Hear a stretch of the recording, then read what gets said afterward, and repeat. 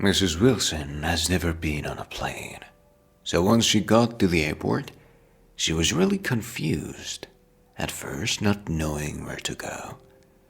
So the old woman took a look around and decided to follow a group of passengers who were hurrying to board their plane.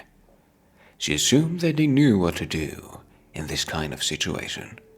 For a woman who grew up in one of the provincial towns in the state check, in an airport seemed incredible and even a bit mythical. The old woman hid the keys to her home in her shoe like she always does to make sure she doesn't lose it. But she didn't know that the door frame metal detectors would react to it.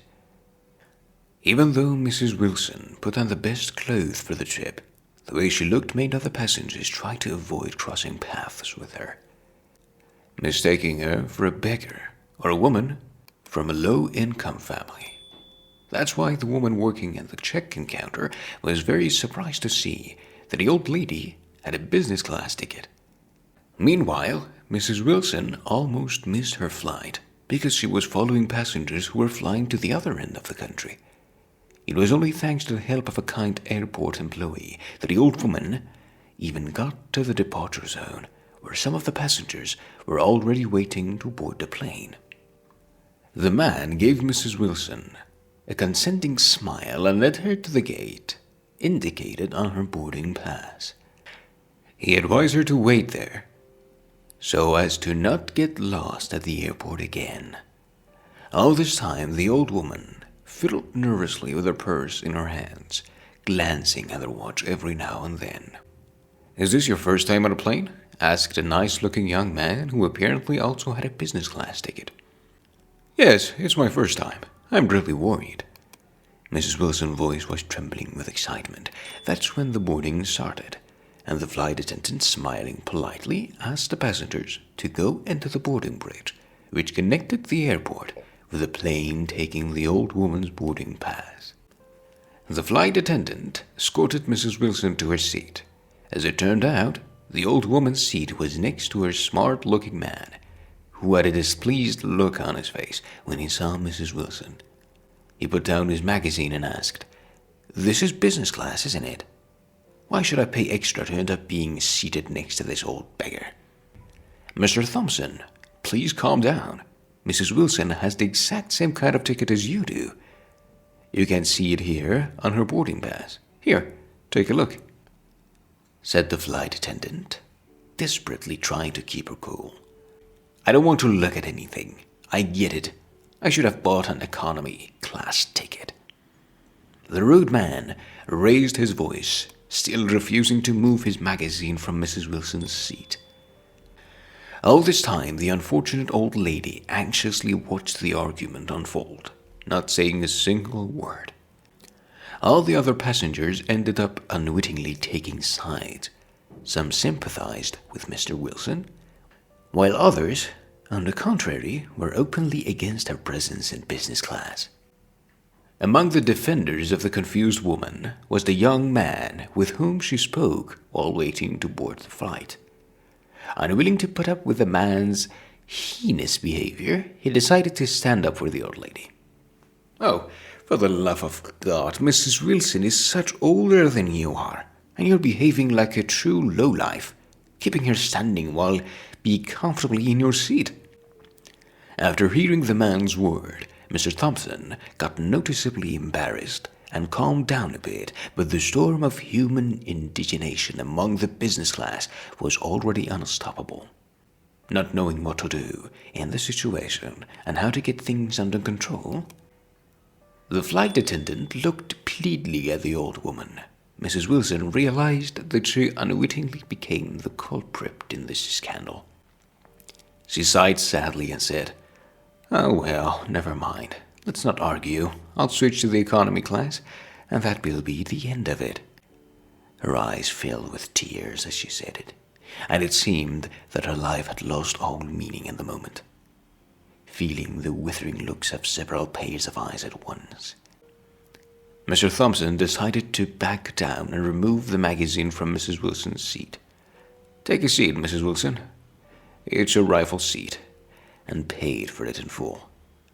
Unable to say anything, the old lady sat down warily. However, the woman didn't notice that her handbag opened as she was sitting down. An old photograph with curved edges fell out of it. Mr. Thompson bent down and picked up the photo, noticing that a small boy was pictured in it. "This picture probably means a lot to you," the man asked, giving the photo to his elderly neighbor. Mr. Wilson carefully took the photo as if it was the most precious thing in the world.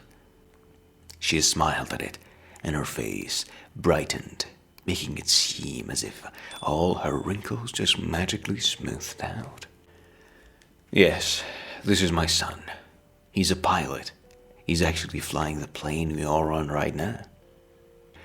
The old woman answered proudly, dabbing her eyes with the handkerchief.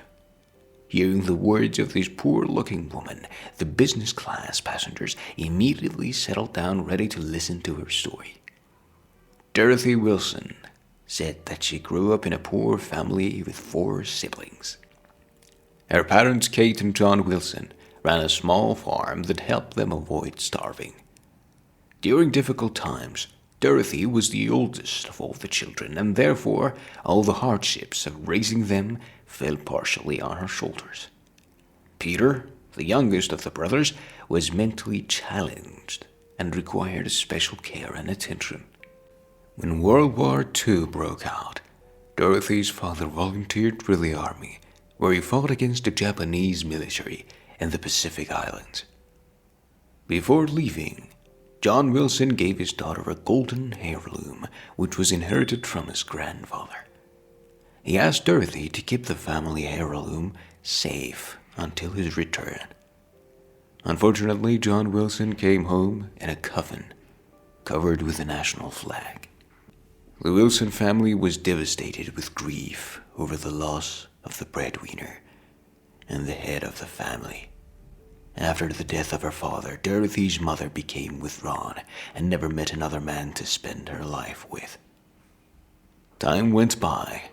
Dorothy was getting older, and it was time for her to think about starting her own family.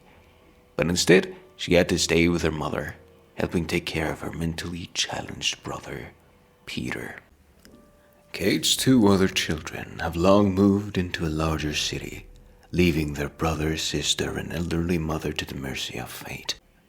It was only later in life that Dorothy Wilson met her true love. She was 28 years old, and she had already lost all hope of getting married. Jack was handsome, and he was a shepherd, driving flocks of sheep in search of places for pasture. Their relationship developed so rapidly that Dorothy felt that she was in a fairy tale. The couple was planning the wedding, but the bad fortune that followed the Wilson family wouldn't allow the poor girl to enjoy her happiness. One evening, Dorothy's mentally challenged brother, Peter, set their house on fire. Jack rushed in to try to save him, but unfortunately, they both died in the fire. Left without a home, Dorothy and her mother were forced to live in an old shack. They bought it with the money they had from selling Jack's sheep. It was then that Dorothy found out that she was pregnant. Unfortunately, by the time her mother had already been showing signs of dementia, which manifested in aggressive behavior. It was more than once that Kate tried attacking her pregnant daughter with a knife, blaming all of her troubles on Dorothy. The unfortunate Dorothy gave birth to a beautiful baby boy, but every second she was afraid that her mother could unintentionally harm the boy. Dorothy spent 3 years living in a state of eternal fear for her child's life. Then, tired of the grief and misfortune that had befallen her in such a short time, Dorothy decided to send little Kevin to an orphanage with tears in her eyes. Dorothy sincerely believed that the boy would be better off in an orphanage than living under the same roof with his grandmother who could harm him. After leaving her son at the orphanage, Dorothy lived with her mother for several more years until her death. Then, Dorothy went back to the orphanage, intending to take her son back home, but the woman was informed that Kevin had been adopted ever since. Then, Dorothy had been trying to find her son for many years, but it was only recently that she finally succeeded. It happened thanks to the volunteer organization that is specialized in searching for missing relatives. Thus, she bought a business class ticket to be closer to his son who was flying the plane at the moment. It just so happened that Mrs. Wilson managed to finally see Kevin exactly on the day of her 85th birthday. Now I can die in peace. I'm not sure if I'm going to heaven, but I'm very happy that my son Kevin is doing well, said the old woman and sobbed softly. Mrs. Wilson's story didn't leave a single passenger indifferent. Some of them even completely changed their outlook on life.